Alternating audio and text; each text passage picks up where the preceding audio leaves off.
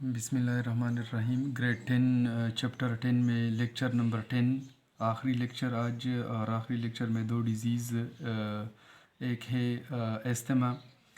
Asthma वो बीमारी, इसको हम सिंपली उर्दू में दम्मा की बीमारी भी कहते हैं। दम्मा ये कौन सी बीमारी है? ये वो बीमारी है, फॉर एग्ज़ाम्पल यहाँ पर हमारी ब्रोंकी हो या ब्रोंकियोल्स हो। ये है, लेट सपोज़ ये ट्रेकिया, ट्रेकिया के बाद ये एक ब्रोंकस और ये इसके बाद दूसरा ब्रोंकस। तो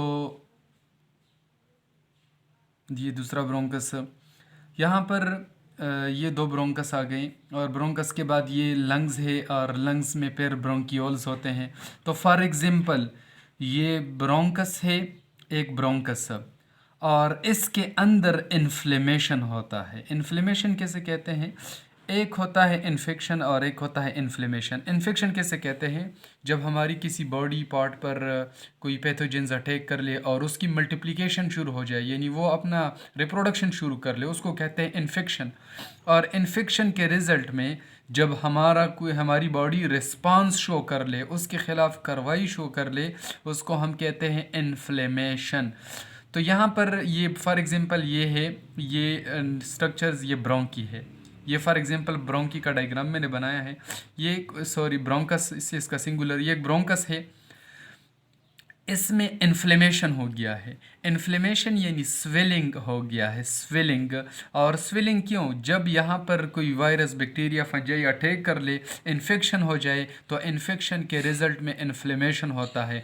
तो ये एक ब्रोंकस और ब्रोंकस का स्ट्रक्चर। लेकिन जब यहाँ पर इन्फेक्शन हो जाए फिर इन्फ्लेमेशन, तो इन्फ्लेमेशन के रिज़ल्ट में यहाँ पर स्वेलिंग हो जाती है। जब स्वेलिंग हो जाए तो यहाँ पर स्वेलिंग हो जाए तो यहाँ पर फिर ईयर इजीली पास नहीं हो सकता। इस बीमारी को हम कहते हैं एस्थमा। ये एस्थमा की बीमारी है। अभी इसके काजेज़ क्या है? इसकी काजेज़ क्या है, किस वजह से ये बीमारी काज होती हैं? इसके मुख्तलिफ काजेज़ है। ये असल में एलर्जी है। It is a type of allergy. ये एक एलर्जी है और एलर्जी ये भी मुख्तलिफ़ चीज़ों की वजह से, फॉर एग्ज़ाम्पल बुक वालों ने भी इसका ज़िक्र किया है। ये एलर्जी पॉलन्स की वजह से भी हो सकती हैं। ये एलर्जी कोल्ड की वजह से भी लग सकती हैं, सर्दी की वजह से। ये एलर्जी स्मोक की वजह से भी लग सकती हैं। और स्मोक के अलावा ये एलर्जी मुख्तलिफ़ किस्म के केमिकल्स की वजह से भी लग सकती हैं। तो किसी बंदे को अगर इन चीज़ों से एलर्जी हो, यानी एक बीमारी हो एस्थमा, तो अगर ये यानी पॉलन्स आ जाए या कोल्ड आ जाए या स्मोक या कोई केमिकल्स, ये बंदा अगर ये इनहेल कर ले, तो जब ये चीज़ें इनहेल कर लेंगे तो इसके ब्रोंकी या ब्रोंकियोल्स में इन्फ्लेमेशन आ जाएगा। और इस इन्फ्लेमेशन की वजह से स्वेलिंग, और स्वेलिंग की वजह से फिर उसको सांस लेने में दुश्वारी होगी, वो आसानी से फिर सांस नहीं ले सकता। तो इस बीमारी को हम कहते हैं एस्थमा। ये इसके काजेज़। फिर इसके अभी सिम्टम्स यहाँ पर मैं इसका ज़िक्र करूँगा। इसके सिम्टम्स क्या है, अलामात, यानी बीमारी जब लगती है तो कौन कौन सी यानी डिफ़िकल्टीज़ इंसान को आ सकते हैं, जिसकी वजह से हम कह सकते हैं कि ये बीमारी लगी हुई है। तो पहली बात तो ये कि यहाँ पर शॉर्टनेस ऑफ ब्रीथ होता है। शॉर्टनेस ऑफ ब्रीथ यानी उसको सांस लेने में दुश्वारी होती है। शॉर्टनेस ऑफ ब्रीथ, ये अच्छी तरह वो नॉर्मली जिस तरह हम सांस लेते हैं उस तरह वो सांस नहीं ले सकता। फिर इसके बाद दूसरा, यहाँ पर बुक वालों ने भी एक वर्ड लिखा है वीजिंग। और वीजिंग किसे कहते हैं? वीजिंग इसे कहते हैं जब कोई एक्सपायरेशन कर लेता है और एक्सपायरेशन के साथ उस यानी एक्सपायरेशन के साथ जब वो सांस बाहर निकाल लेता है, यानी सांस ईयर बाहर निकाल लेता है, तो इसके साथ उसकी चेस्ट से एक आवाज़ निकलती है, तो इसको हम कहते हैं वीजिंग। इसको हम वीजिंग कहते हैं। फिर इसके बाद इस इंसान यानी अस्थमा के पेशेंट को कफिंग भी होता है और कफिंग के साथ साथ उसको चेस्ट पेन भी होता है। चेस्ट पेन भी होता है। ये अस्थमा के कुछ सिम्टम्स थे। अभी इसके बाद इसका ट्रीटमेंट क्या होगा, इसका इलाज क्या होगा? तो ये अस्थमा मोस्टली ओल्ड एज में होता है और इसके लिए हम केमिकल्स का इस्तेमाल कर लेते हैं। और केमिकल्स यानी इसको शॉर्ट टर्म्स ट्रीटमेंट दी जाती हैं। मेडिसिन्स हम इसको देते हैं और उस मेडिसिन्स में केमिकल्स होते हैं, और इसका ये काम होता है कि ये जो स्वेलिंग आया है पहले से यानी ब्रोंकस में, इस स्वेलिंग को ख़त्म कर लेता है ये मेडिसिन्स। और यहाँ पर एक लफ्ज़ है ब्रोंकोडाइलेटर्स, ब्रोंकोडाइलेटर्स। ये इसमें अक्सर इस तरह किया जाता है कि कुछ में ख़ास किस्म के केमिकल्स या मेडिसिन्स उसको हम in the form of inhaler उसको देते हैं, in the form of inhaler. यहाँ पर एक लफ्ज़ है ब्रोंकोडाइलेटर्स। तो इस मेडिसिन्स जिसमें केमिकल्स पाए जाते हैं, और इस केमिकल्स का काम होता है ब्रोंकियोल्स की डायलेशन करना, यानी इसमें जो स्वेलिंग आया है उस स्वेलिंग को ख़त्म कर लेता है, यानी अगर ये जो एलर्जी टाइप है इसको ख़त्म कर लेता है। और इसके लिए एक टर्म हम इस्तेमाल करते हैं जिसका नाम है ब्रोंकोडाइलेटर्स। इनहेलर की फॉर्म में उसको हम देते हैं, मरीज़ के लिए इस्तेमाल कर लेते हैं। अच्छा, अभी डिज़ीज़ नंबर 5 लंग कैंसर, काफ़ी ख़तरनाक बीमारी, नाम सुनकर ही हम घबरा जाते हैं। असल में कैंसर क्या है? कैंसर है क्या? जब भी हमारी बॉडी में एबनॉर्मल सेल डिवीज़न हो, एबनॉर्मल सेल डिवीज़न आ जाए, उसको हम कहते हैं कैंसर। और यही एबनॉर्मल सेल डिवीज़न जब हमारी लंग्स में आ जाए तो इस बीमारी को हम कहते हैं लंग कैंसर। यानी लंग्स में यानी ये भी टिश्यूज़ है, सेल्स है, और यहाँ पर जो सेल्स है इसकी जब एबनॉर्मल सेल डिवीज़न शुरू हो जाए तो इस बीमारी को हम कहते हैं लंग कैंसर। अभी लंग कैंसर के काजेज़ क्या है, किस वजह से ये लंग कैंसर काज होती हैं? तो इसके काजेज़, सबसे पहली बात तो ये कि इसका जो मेन काज है वो है स्मोकिंग। इसका मेन काज है स्मोकिंग, सिगरेट पीना, सिगरेट इस्तेमाल करना। स्मोकिंग की वजह से लंग कैंसर काज होती है, सबसे बेसिक काज ये है। इसके अलावा पोल्यूशन, और पोल्यूशन क्या है, यानी ये गाड़ियों से, व्हीकल्स, फॉर एग्ज़ाम्पल सबसे पहला ये मैं लिखूँगा व्हीकल्स। इसके अलावा मुख्तलिफ़ किस्म के मशीन्स है, मशीन्स के अलावा मुख्तलिफ़ किस्म के ब्रिक चिमनीज़, अगर हम चिमनीज़ की बात करें तो इससे मुख्तलिफ़ किस्म के जो वो निकलता है, धुआं निकलता है, स्मोक निकलता है, इसको भी अगर हम इनहेल कर ले तो इसकी वजह से भी, ये भी टॉक्सिक सब्सटेंसेस है, इसकी वजह से भी कैंसर काज होता है। तो कैंसर के दो मेन काजेज़, एक है स्मोकिंग सबसे मेन काज, और दूसरा है हमारे पास पोल्यूशन।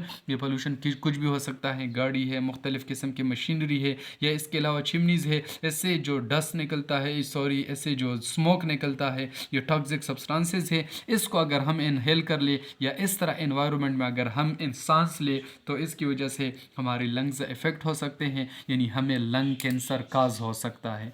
अभी इसके सिम्टम्स क्या होंगे, अलामात क्या होंगे, अगर खुदा न खास्ता किसी इंसान को लंग कैंसर हो जाए तो इसके सिम्टम्स क्या होंगे?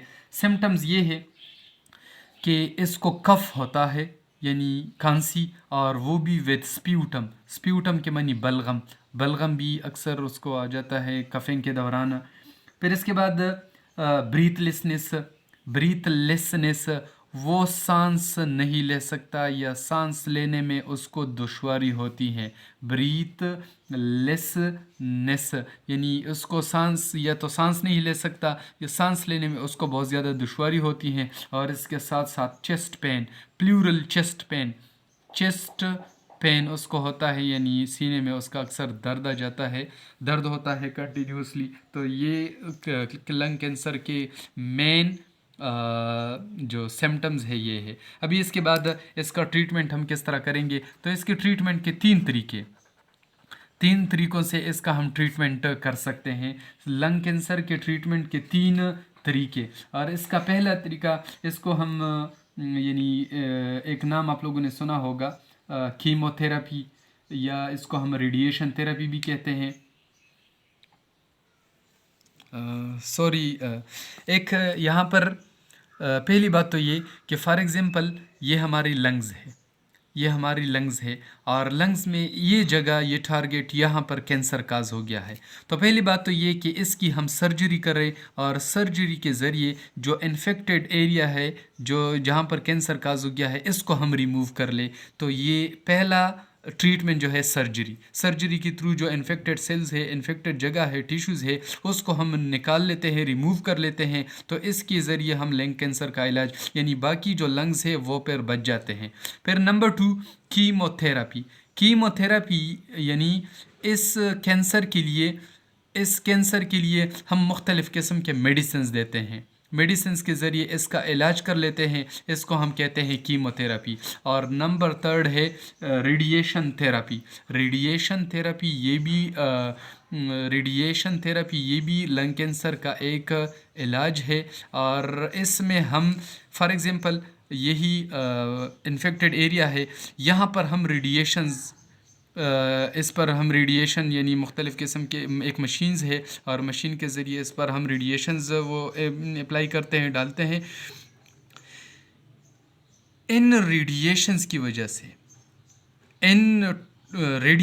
वजह से यहाँ पर जो सेल्स है उसकी डिस्ट्रक्शन हो जाती है, और इसकी डिस्ट्रक्शन की वजह से यानी ये जो टारगेटेड टिश्यूज़ है इसको हम यानी जो अफेक्टेड टिश्यूज़ है उसको हम टारगेट कर लेते हैं। जब हम इसको टारगेट कर लेते हैं तो बाकी हमारी बॉडी या बाकी लंग्स इससे बच जाते हैं। तो ये कैंसर का ट्रीटमेंट दोबारा सुन लें, इसको हम ट्रीट कर सकते हैं 3 तरीके हैं। सर्जरी के ज़रिए भी अगर यही अफेक्टेड ये जो जिसको कैंसर लगे जिस हिस्सों को, इसको हम ऑपरेशन के ज़रिए बाहर निकाल ले, ख़त्म कर ले, ये भी है। इसके बाद मेडिसिन के ज़रिए भी इसका इलाज किया जाता है। और नंबर 3 रेडिएशंस यानी हाँ ये रेडिएशंस मुख्तलिफ़ किस्म की रेडिएशंस, इस पर अगर हम वो कर ले रेडिएशन थेरेपी यानी रेडिएशन के थ्रू बम्बारिंग इस पर हम कर लेते हैं, और इसको ये रेडिएशन के ज़रिए जो सेल्स जिसको कैंसर काज हो गया है या जिन टिश्यूज़ जो इन्फेक्टेड टिश्यूज़ है उसको हम टारगेट कर लेते हैं। रेडिएशंस के थ्रू इन टारगेटेड टिश्यूज़ को हम ख़त्म कर लेते हैं,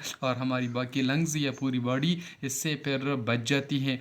तो इस बीमारी का नाम था लंग कैंसर। रेस्पिरेटरी डिसऑर्डर्स की आखिरी बीमारी, ये सारी बीमारी भी हो गए। अच्छा स्टूडेंट्स ये सुन ले, गौर से सुन ले कि हमारी जो चैप्टर 1 है उसके लेक्चर्स ख़त्म हो गए हैं मुकम्मल। आज आखिरी लेक्चर था रेस्पिरेटरी डिसऑर्डर, और उसमें ये आखिरी लेक्चर। लेकिन जितनी भी लेक्चर्स है यानी इंशाल्लाह अभी तो वेकेशन है, और वेकेशन के लिए हमने आपको ये दिए हैं, आप इसको ऑनलाइन आपने इसको देखे हैं।